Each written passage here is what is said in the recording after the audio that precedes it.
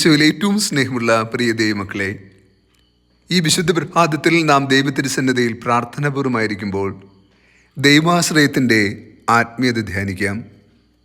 വിശുദ്ധ ലൂക്കാ സുവിശേഷം 11-ാം അധ്യായം 5 മുതൽ 13 വരെയുള്ള തിരുവചന ഭാഗമാണ് തിരുസഭ ധ്യാന വിഷയമായി നമുക്ക് നൽകിയിരിക്കുക.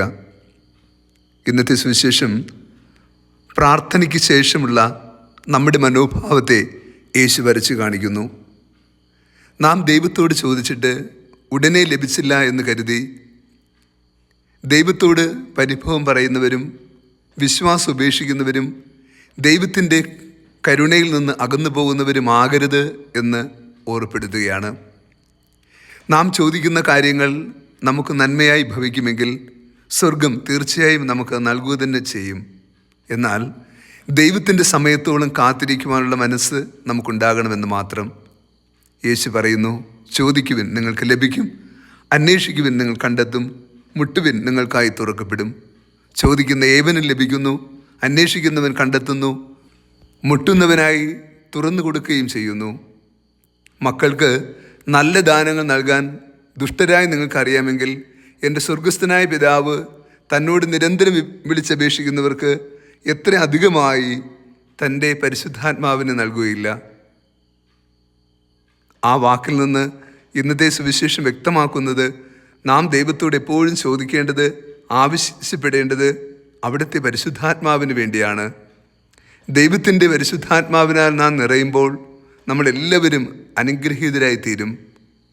നമ്മുടെ ഈ ലോകത്തിൻ്റെ അല്പ ഇഷ്ടങ്ങളും ആഗ്രഹങ്ങൾക്കും അപ്പുറം ആത്മാവിനാൽ നിറഞ്ഞ് ദൈവ മനസ്സിനൊത്ത് വളരാൻ നമ്മെ ക്ഷണിക്കുകയാണ് ഇന്നത്തെ സുവിശേഷം. യാക്കോബ് അപ്പോസ്തലൻ നമ്മോട് പറയുന്നുണ്ട്, നിങ്ങൾ ചോദിച്ചിട്ടും നിങ്ങൾക്ക് ലഭിക്കുന്നില്ലെങ്കിൽ അത് നിങ്ങൾ തിന്മയായവ ചോദിച്ചതുകൊണ്ടാണ്, നിങ്ങളുടെ സ്വാർത്ഥ താല്പര്യങ്ങളെ പൂർത്തീകരിക്കാൻ വേണ്ടിയിട്ടാണ്. അതുകൊണ്ടാണ് ദൈവം നിങ്ങളുടെ പ്രാർത്ഥന നിരസിക്കുന്നതെന്ന്. നാം ദൈവത്തോട് ചോദിക്കുന്നത് നമുക്കും അപരനും നന്മയായത് മാത്രമാകണം. മറ്റുള്ളവരുടെ ദോഷത്തിന് വേണ്ടി, ദുരിതങ്ങൾക്ക് വേണ്ടി നാം ഒരിക്കലും ദൈവത്തോട് പ്രാർത്ഥിച്ചുകൂടാ. നമ്മുടെ തന്നെ നാശത്തിന് വേണ്ടി നാം പ്രാർത്ഥിച്ചുകൂടാ. മറ്റുള്ളവർക്ക് തിന്മ സംഭവിക്കണമെന്ന് നാം ആഗ്രഹിക്കുന്നുവെങ്കിൽ ആ പ്രാർത്ഥന ദൈവതിരഹിതമല്ല എന്നും ആ പ്രാർത്ഥനയ്ക്ക് ദൈവം ഉത്തരം നൽകുകയില്ല എന്നും വചനം സാക്ഷ്യപ്പെടുത്തുന്നുണ്ട്. നമ്മുടെ ഹൃദയവിശുദ്ധിയോടുകൂടിയുള്ള പ്രാർത്ഥന ദൈവതിരുസന്നിധിയിൽ എപ്പോഴും സ്വീകാര്യമാകും.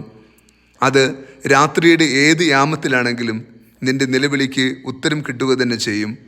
പ്രത്യാശയോടും വിശ്വാസത്തോടും കൂടി പ്രാർത്ഥിക്കുവാനും പ്രാർത്ഥനയ്ക്ക് ഉത്തരം നൽകുന്ന നല്ല തമ്പുരാൻ്റെ സന്നിധിയിലായിരിക്കാനും നമുക്ക് കൃപാവരം യാചിക്കാം. കർത്താവ് നിങ്ങളോട് കൂടെ. സർവശക്തനായ ദൈവം പിതാവും പുത്രനും പരിശുദ്ധാത്മാവും നമ്മെ സമൃദ്ധമായി അനുഗ്രഹിച്ച് ആശീർവദിക്കുമാറാകട്ടെ. ആമേൻ.